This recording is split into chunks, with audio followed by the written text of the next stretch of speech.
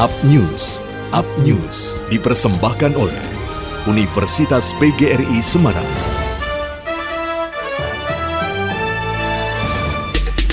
Tim gabungan Bea Cukai Semarang mengawali bulan Agustus berhasil mengamankan ratusan karung berisi pakaian bekas yang diselundupkan dan diangkut bersama barang pindahan dan rongsok menggunakan truk tronton. Penindakan dilakukan di dua tempat, yaitu pintu pos 4 Pelabuhan Tanjung Mas dan depan Rusunawa Kaligawe Semarang. Kepala KPPBC TMPA Semarang Sucipto mengatakan keberhasilan penindakan berkat sinergi dibangun Bea Cukai Semarang bersama kantor wilayah DJBC Jawa Tengah dan Daerah Istimewa Yogyakarta, kantor wilayah DJBC Kalimantan Bagian Barat, dan KPPBC TMPB Pontianak. Berdasarkan informasi intelijen dari kantor wilayah DJBC Kalimantan Bagian Barat bahwa akan terdapat pengiriman barang berupa pakaian bekas yang diduga berasal dari luar daerah pabean yang dimuat menggunakan dua sarana pengangkutan berupa truk tronton warna hijau dan merah dari Pontianak menuju Pelabuhan Tanjung Emas menggunakan kapal Dharma Kartika 7. Sucipto menjelaskan importasi pakaian bekas adalah termasuk barang larangan sebagaimana diatur dalam Peraturan Menteri Perdagangan Nomor 12 Tahun 2020.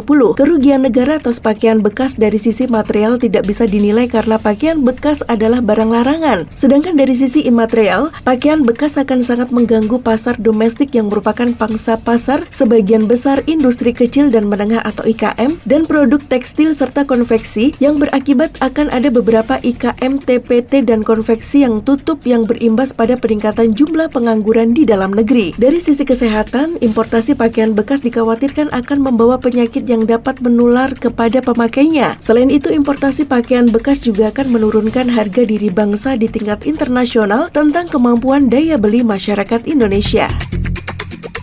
Seruan Gubernur Jawa Tengah Ganjar Pranowo agar mahasiswa ikut andil penanganan COVID-19 direspon berbagai elemen mahasiswa. Mereka mulai tergerak untuk berkontribusi dengan berbagai cara. Di Kota Semarang, mahasiswi dari 4 kampus besar memberikan pentas hiburan gratis di halaman tempat isoter BPSDMD Provinsi Jawa Tengah. Di tempat para pasien COVID-19 biasa berkumpul untuk senam pagi tersebut, mereka bergantian untuk kebolehan mulai dari bermain akustik hingga lawak, termasuk teater gema Universitas PGRI Semarang. Dan suasana menjadi semakin meriah ketika pedangdut asal Semarang, Reza Lawangsewu, mulai melantunkan tembang-tembang campur sari diiringi musik kelompok Rida Laras Universitas Negeri Semarang. Senada para mahasiswa lintas universitas ini sepakat aksi pentas tersebut merupakan bentuk kepedulian mereka untuk membantu sesama sesuai kemampuan yang mereka miliki, yaitu hiburan. Baskoro mengatakan bahwa pihaknya terlibat di bidang kesenian dengan tampilan yang menghibur dan musikalisasi puisi. Gubernur Jawa Tengah Ganjar Pranowo yang pagi itu hadir ikut menyapa para pasien, mengapresiasi aksi sosial para mahasiswa ini. Ia berharap aksi kepedulian seperti ini bisa semakin meluas ke daerah lainnya.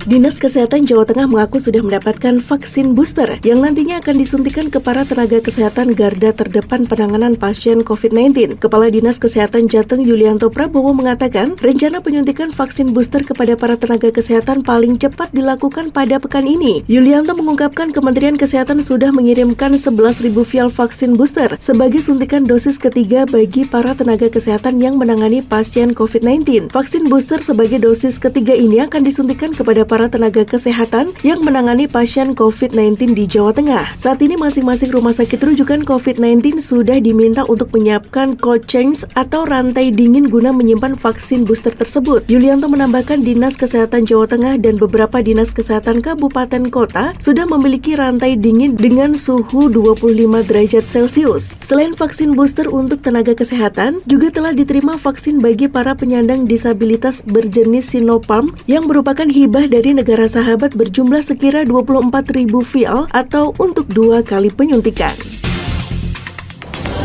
Demikian liputan tim pemberitaan melaporkan. Up News dipersembahkan oleh Universitas PGRI Semarang, The Meaning University.